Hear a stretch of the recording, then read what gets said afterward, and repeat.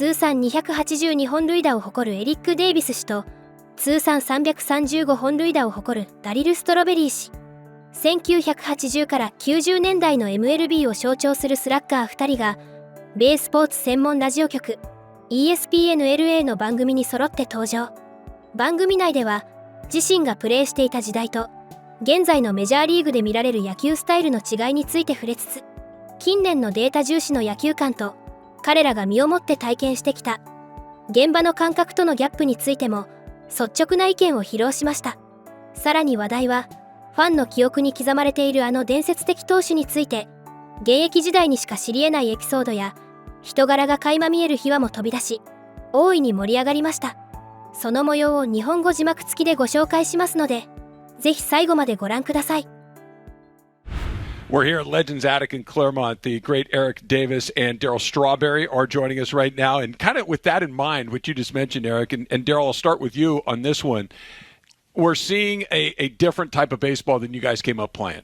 Strikeouts don't matter anymore. You can go up there and strike out 200 times a year and nobody cares. Just get the ball in the air, right? Hit it into the yellow seats and see how many times you can do that. We're seeing guys like Ohtani just, they strike out a lot. They hit a lot of home runs. If you guys would have come up in a time where it's just like, Daryl, hit as many home runs. We don't care how many times you strike out because, you were practically a 270 lifetime hitter. You had a really impressive batting average. What if they just turned you loose and said, just go crazy, see how many home runs you could hit? Well, that's why I'm glad I'm not in this time. I'm glad I played when I did play because there was really fundamentals of baseball and putting the ball in play. I mean, I learned how to hit the ball the other way from Hernandez. He taught me that. He taught me in batting practice to work.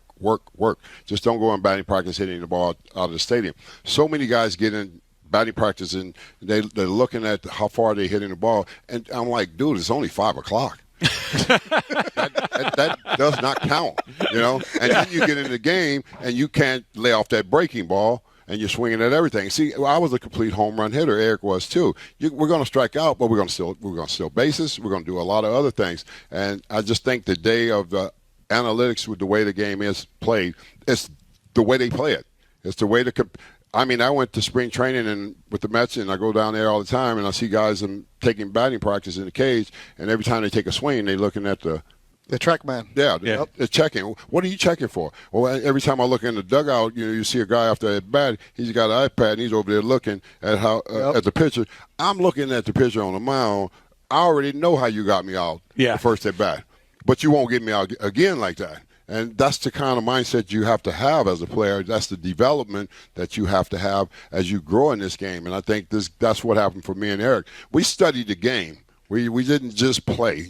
We studied on deck circle. I'd be on the on deck circle and I'm a situation guy, and I'm looking at the catcher. I can see how he's moving in and out, and I know if he moves in, it's a fastball in. If he moves away, it's a fastball away. If he sits in the middle, it's all speed. I studied the game. I was taught a different way. And like I said, Hernandez taught me, watch the catcher, watch how he moves. And when I could feel him move in, I don't have to look back. You're not throwing a breaking ball in. Right. That's automatic fastball in. So, that's baseball for you when you learn the game that way. I think it's their way, the way they play in it today. A lot of guys are having great success, because Ohtani and Judge, Soto, they're great players. They're going to have that type of success. Sure. They know how to do it year in and year out.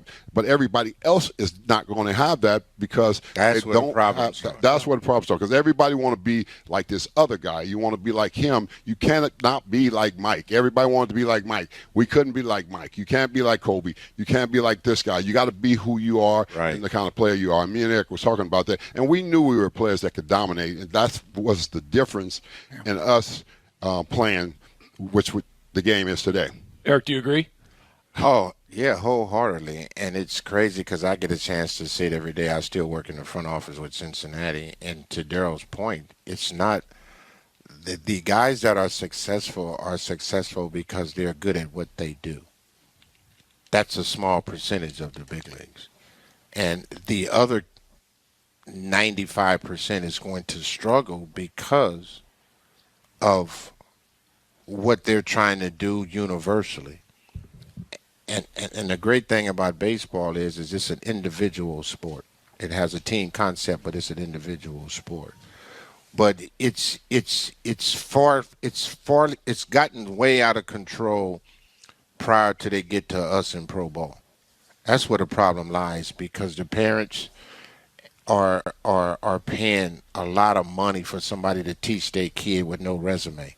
Mm-hmm. At 8 years old, you go and to it's these. crazy how the parents are saying, if my kid gets this guy, and parents, if y'all out here, do your homework. Right. And if a guy couldn't hit, how you gonna help your son hit? That's the only thing I'm saying.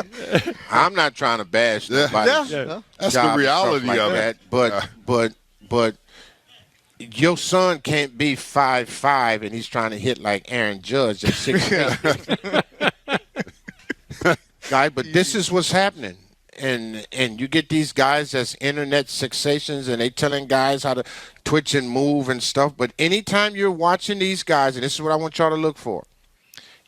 Anytime you watch a guy on the internet that's talking about hitting, they're always soft tossing the ball to him. Yeah. There is no velocity. They're always either hitting off the tee, because that's what like pull you guys in. I can hit off the tee right now, left-handed, and hit a line drive. Yeah. So it's not very difficult to do. But then when the game speeds up and the ball's moving, the kids are striking out because they're practicing at a slower pace, and they're trying to do something that doesn't translate to what Daryl said is at 7 o'clock. Right. So it's really, right now in professional baseball, we do more deprogramming than we do programming. Interesting. And then, and the thing about it, you're so right about that, E, because the thing about it, they don't go back and look at the history. They don't look at players like Tony Gwynn, Boggs and Rod Carew, who were just natural hitters because they worked that way.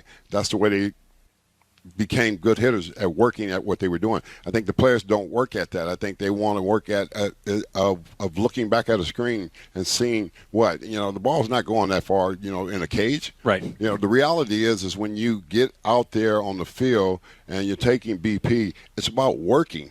It's about letting your hands do the work for you. Everything else is going to take care of itself. And that's what me and Eric had. We had that when we were young. We had the good work habits, You played for the Yankees, so you know what Steinbrenner was all about. You win the World Series with them. But now you see what the Dodgers are doing. You're talking about some of these guys have, it's different now, right? The Ontario, you guys were there yesterday. That's not a single organization right there, the way that they're bringing them up. But the Dodgers have 2 planes. They spend the money on everybody, and they sell out every single game. The way that they treat their guys. Imagine you playing there right now. Well, they built the right way. Hold on for 1 minute, though. Okay. But if you look at the Dodgers organization when the O'Malley's had it, and you look at Dodger Town, they was doing what they doing now in the 70s. Right. They had meals in the clubhouse in the 70s. They had chefs and stuff cooking there then. So it's not new what the Dodgers are doing. They've always been elite in what they were trying to bring.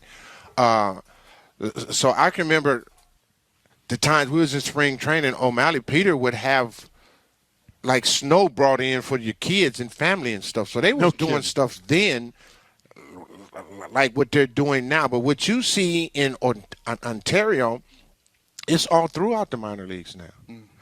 Like there's no minor leagues like when we was coming up. Cold water only, yeah. Our stadium in Dayton looked just like Camden Yards, man. It's amazing. Sleeper buses, the internet, they got sleeper buses. We was on buses where we were just bouncing. You know what I'm saying?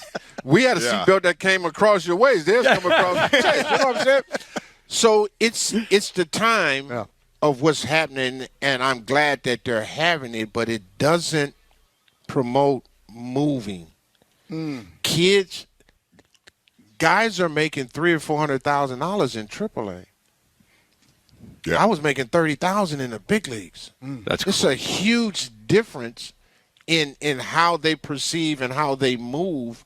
And yeah, it's the time, but man, it's crazy. So what do they have to look forward to if you in A-ball with this field right now? What do you have to look forward to? You just getting here now. You think that it's going to be like that the rest of your career. And you signed for a couple million out of the first round. It's crazy. The signing bonus is a couple million, right? So that's just the reality of it. Yeah, and the reality of it, too, Eric is so right about that. And of course, the Dodgers have turned their organization into like the Yankees, winning, wanting to win. There's nothing wrong with that. If you have an owner that want to spend and want to win, that's what it's all about. But the Dodgers were doing that in the 70s, like Eric was saying, you know, when they had. It was the first to draw Dusty $1 million, excuse me. They're the first to draw $2 million. They're the first to draw $3 million. Yeah. They're the first to draw last year. $4 million. So this is not new. Yeah, they've been doing this for They've a long always, time. ever since Fernando Mania came, it's been crazy down here, man. It's been crazy. That hooked me. That Hooked all the Mexicans, man. Yeah, it did. But people, all he was doing was looking in the sky. Striking everybody out. but people forget those teams of the Dodgers days when they had Garvey, Say, Lopes, and Russell. Sure. Lopes, you know, Dusty Baker, and they were good then. They were always in for it. And I think what a lot of times people don't understand baseball today, too, it's more opportunities to get in. All you have to do is be a wild card. Yeah. If we was a wild card in the years I was playing, we in it every year. Daryl, I know you got to go and you got to sign and you're going to do your splatter art. And real quick before we go, and I was out here a month or so ago. Pedro Martinez was here.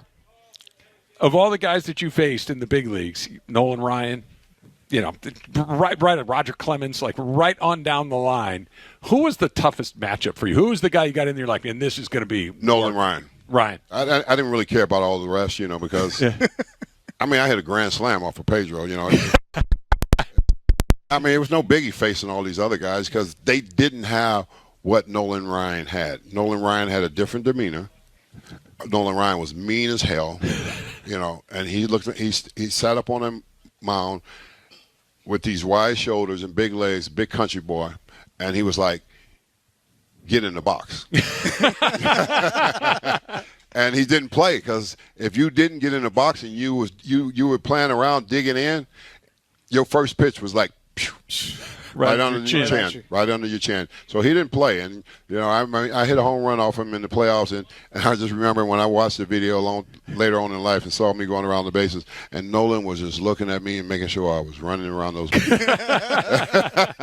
That's the kind of guy he was. He come from that old school. He come from that school of like Tom Seaver, Bob Gibson type of pitcher. You know that Sandy Koufax, those guys. You know. Drysdale, you know, those guys that would throw on and drop you and knock you down. They move you. They get those feet moving. Yeah. 最後までご覧いただきありがとうございました。今回の動画についてどういう感想を持たれましたか？ぜひコメント欄で意見や感想をお聞かせください。チャンネル登録やグッドボタンを押していただけると励みになります。それでは次回の動画でお会いしましょう。